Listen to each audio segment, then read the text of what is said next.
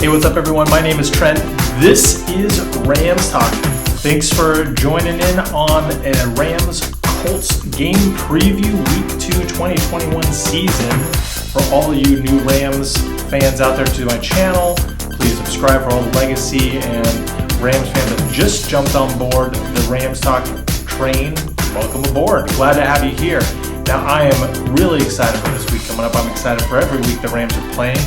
And let's just get into this. Now, I did a collaboration with a few guys from the Colts side of things on YouTube at Bring the Juice. You can go to their YouTube channel and check that out if you have an extra 60 minutes to spare working from home or working from office and you just want to get it in.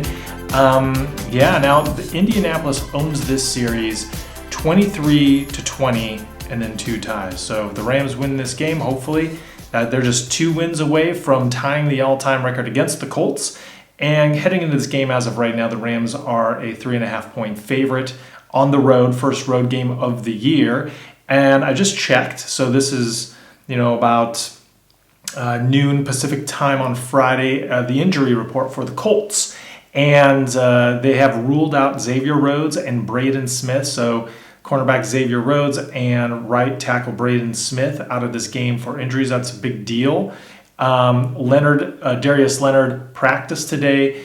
Quentin Nelson was a full participant in practice today. So he has a back thing. So they're going to just see how it responds tomorrow, Saturday, before they really make any call on that. But I'm actually excited for this. I just want Quentin Nelson to be full strength. I mentioned this when the schedule came out for the season, that just a preliminary thought on this game, Quentin Nelson versus Aaron Donald. Now, I don't know how much they'll actually match up if Quentin Nelson plays or if they'll put Aaron Donald in other spots, but I'm happy to see that Quentin Nelson is trending towards playing.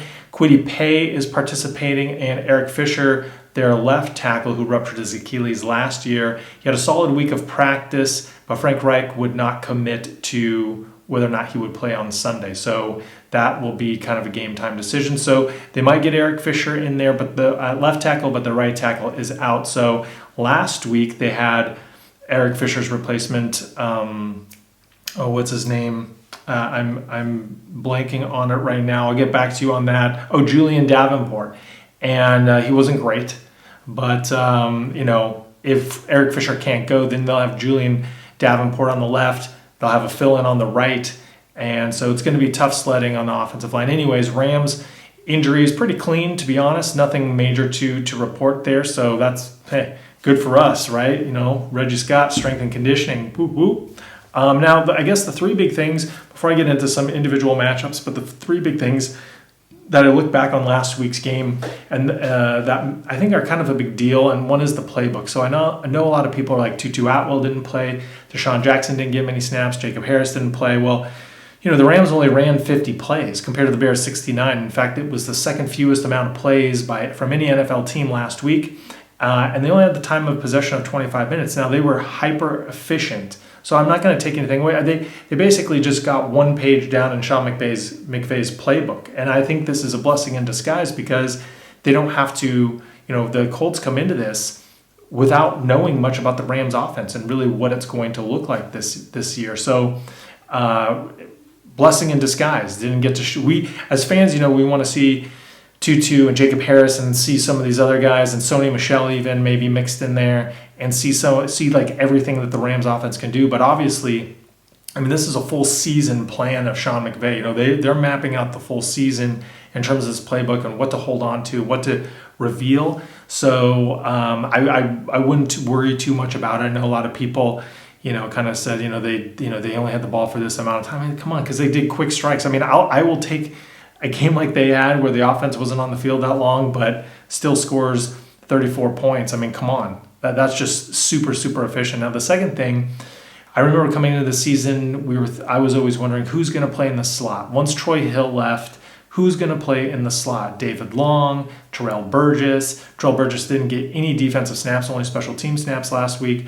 It was David Long. David Long played up until he cramped up, but he didn't line up in the slot at all. Jalen Ramsey actually had 23 snaps in the slot, and Darius Williams had 13. Jalen Ramsey mentioned right before the season started that he kind of let in some insight into the Rams this season, and basically he and others on the defense have expanded roles. So I think they're just kind of growing their game and playing different spots and not just being, you're on the outside, you're on the outside, everyone just does one thing. They kind of do everything. And so, you saw that with Jalen Ramsey, 9 tackles. I mean, he was in on everything. He was amazing. And this is my take right now. If Jalen Ramsey keeps playing like he is a serious candidate for Defensive Player of the Year. I mean, I know sacks are flashy, but if you look at how he's impacting game, and I mean, he's going to be everywhere this year. He could lead the team in tackles this week. So, anyways, interesting stuff out of the slot. And the third thing is the Rams' run defense. A lot of people freaking out. Sky is falling, but they allowed 134 rushing yards. But one of those rushes was a 41-yarder. You take that out, and I'm trying to do math, but it's in the 90s. And, David Montgomery rushed 16 times for 108 yards with a 41-yarder was his longest one. But you take that out, he rushed 15 times for 67 yards. It's a totally different ballgame. Keep in mind, that was the first game that none of these guys had played any preseason snaps, right? So they're knocking off a little bit of rust. David Montgomery is a good rusher.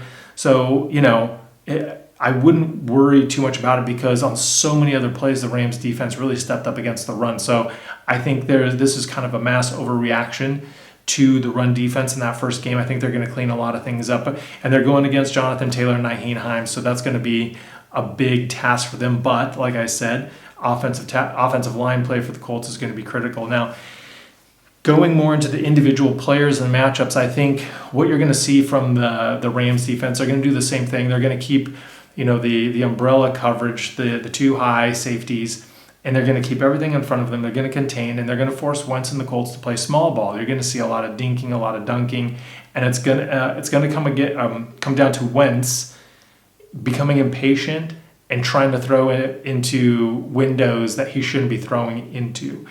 Can they force him to make a mistake, turn it over? I think Wentz is going to at least turn the ball over once. I remember last year when they played against the Eagles and Carson Wentz in Philly, and Darius Williams jumped the route in the end zone on J.J. Arcega-Whiteside, and he said after the game that they had seen that play many, many times, and that he knew exactly what was coming. So, I know this is a different offense, different players, even though it's the same quarterback, but I think the Rams they're gonna wait to see Carson Wentz do something that they expect and jump a route. But I think Wentz, I think he's looking better than he did on the Eagles. But I still feel that against this defense for the Rams, Wentz is gonna have a tough time. And because all of his corners, the Seahawks played them well, but the Seahawks don't have a secondary like the Rams. And Jamal Adams is, yes, technically in their secondary, but not like a coverage guy. So. This is really, the Rams are going to put it on like they did with Andy Dalton. They're going to say, okay, Jonathan Taylor, we're going to invite you in with our light box. We're going to rotate around. We're going to try and stop you. But, one of the things that Carson Wentz did in his dinking and dunking last week was 12 receptions or 12 passes or not 12 passes, but 12 receptions by the running backs. Hines and Jonathan Taylor had 6 each for a total of 108 yards, right? So, and I saw Hines lining up out wide, so you have to keep an eye on him. He's a tricky guy. We all know Jonathan Taylor. He's the flashy one. But Hines, he's the one that really has that versatility, and it's going to be interesting to see how the Rams match up on him when he's in the game because he's a big part of that offense. He's not just like a third down guy. They use him more often, so it'll be really interesting to see how they do that. Now, Kenny Young is going to be chasing these guys around the field. And if you look at Pro Football Focus, because I like to cherry pick Pro Football Focus stats, he was 4th in outside linebackers, and he had great grades across the board so I'm sorry, not Kenny Young. Kenny Young was 4th in PFF, but he was all over the place, and he played every snap in the last game, same as Ramsey, Darius Williams, and Jordan Fuller. So Kenny Young is real deal. Now, when you look back at things like Les Snead has done, like just flipping a punter for a 6th-round pick, but when you traded Marcus Peters, they traded Marcus Peters for a 5th-round pick and for Kenny Young. Now, Kenny Young is a full-time starter who is ascending, and he's cost-controlled, and that 5th-round pick turned into David Edwards. So he traded Marcus Peters for a starting left guard and a starting inside linebacker. So very, very shrewd trade. I mean, these are the kind of things you kind of forget what those picks were. And Kenny Young was a forgotten guy. Didn't really play much when he first came over. Last year played a little bit more, and this year he's really a force now. I was really talking about Justin Hollins as an outside linebacker in the PFF. He was also, I think, like a top 4 PFF rated out at his position at outside linebacker, and he was rated high in the pass coverage, in the run defense, and in the pass rush. So he was all over the place, and I really liked the Justin Hollins signing when they got him last year out of Denver. And the reason why Denver let him go was before Von Miller, I think, tore up his knee, was because they had Von Miller, Bradley Chubb.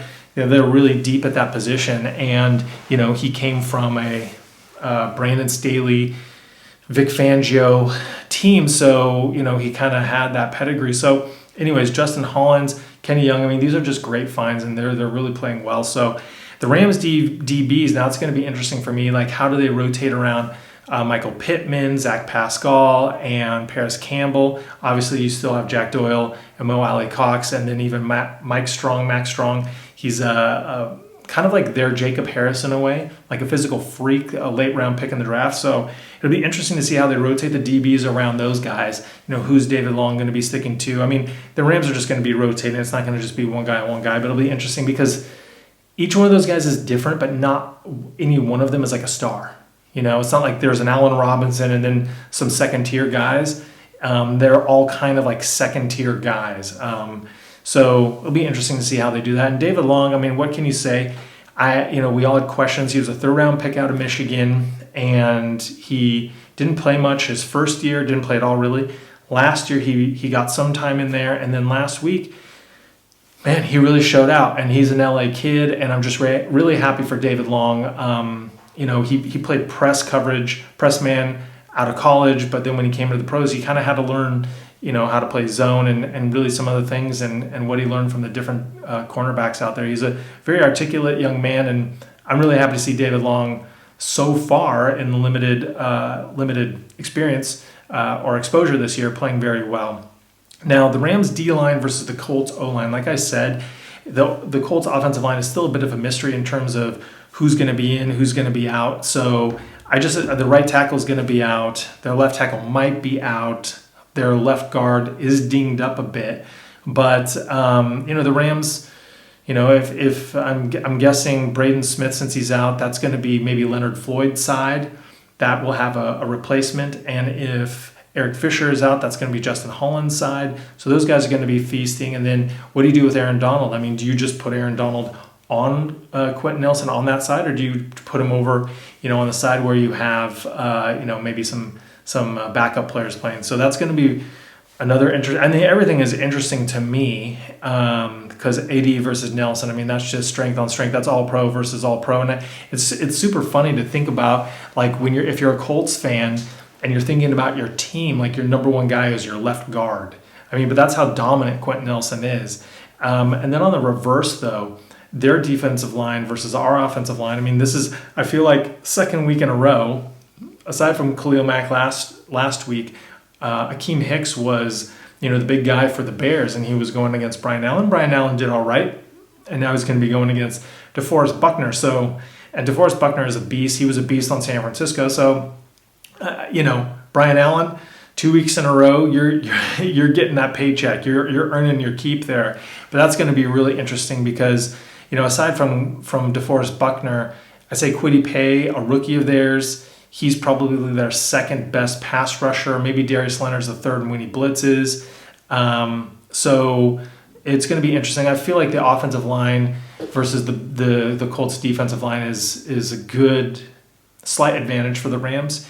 Now the Rams wide receivers with Xavier Rhodes out, I mean, that's huge. That is really huge. Now, their best cornerback is Kenny Moore, and he's a slot corner. And so he'll be really teed up against Cooper Kupp, because Cooper Kupp really plays most of the time in the slot, but the Rams can play other players in the slot. So it depends on where they move Cooper Kupp, but if you're if that, let's just say, hypothetically neutralizes Cooper Kupp, then you still have Robert Woods, you still have Van Jefferson, Deshaun Jackson, Tutu Atwell against guys like Rock Ya-Sin and TJ Carey. So, and their secondary got taken advantage of against the Seahawks. I mean, the first Tyler Lockett catch, that was just a really good catch. But the second one, you just burned past the secondary and burned past the coverage in that. So I really like the matchup for our wide receivers in that one because, you have Matthew Stafford throwing the ball and, we haven't even unleashed Deshaun Jackson or Tutu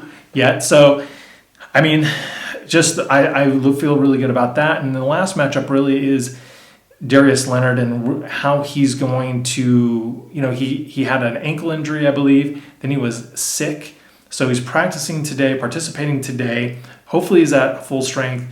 And we'll see how our run game does because he's a very active linebacker. He's great in coverage. He's great at blitzing. He can rack up the tackle. So, Leonard and Hendo. I mean, that's going to be the big matchup. But I'm excited to see our run game maybe get going a little earlier, see some Sony Michel sprinkled in there. And then just one other guy I need to mention is Rodrigo Blankenship, the place kicker for the Colts. Now, last year, when the Rams drafted Sam Sloman, I didn't understand it because I'd never heard of Samuel Sloman, and Rodrigo Blankenship was like the best kicker in college, and he went undrafted, and the Colts signed him.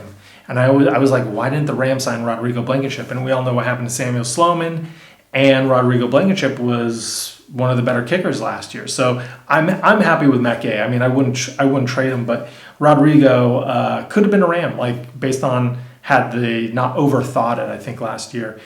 Now, I think this game's really going to come down to health. So who's really in and out for the Colts? I think that's going to determine a lot. I mean, if they're already missing two guys, if either Fisher or Nelson can't go and Leonard is limited, then it's going to be an uphill climb for the Colts. Turnovers and Carson Wentz, I feel that's going to be a big deal. I feel like the Rams will hold on, take better care of the ball than the Colts will, basically because of Carson Wentz.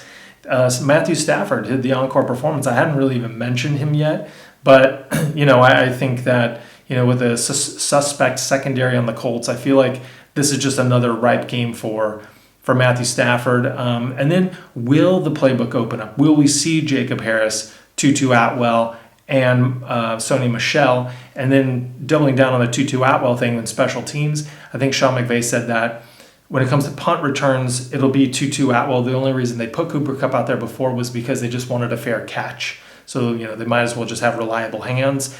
And even though I've seen Cooper Kupp muff a punt before, I'm excited to see Tutu because, in the game, when I watched the Colts-Seahawks game, Dwayne Eskridge, who's now D. Eskridge, and I missed that. Anyways, he was in the game. He was catching passes. He was doing jet sweeps. So I'm excited to just see, I guess, the evolution of this offense, see how they use Tutu outside of special teams.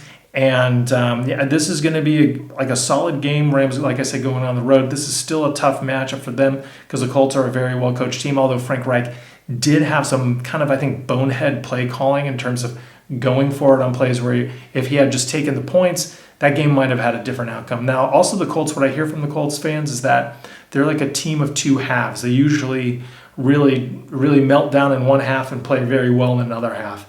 And so we'll see how the game, if the game starts where the Rams are just riding high and scoring points, then let's look for the adjustments in the second half. Or if it's a lockdown first half, maybe the Colts melt down in the second half. So anyways, that was a lot. But I'm actually going to have in this game, I'm going to have a post-game live stream. So be sure to tune into that. I'll post some reminders for that so everyone can see that. Turn on your notifications. If you haven't subscribed, please do so. I think I'm only one person away from 1,000 followers on Twitter, so that'd be great. At Real LA Rams Talk. Should have mentioned that at the beginning.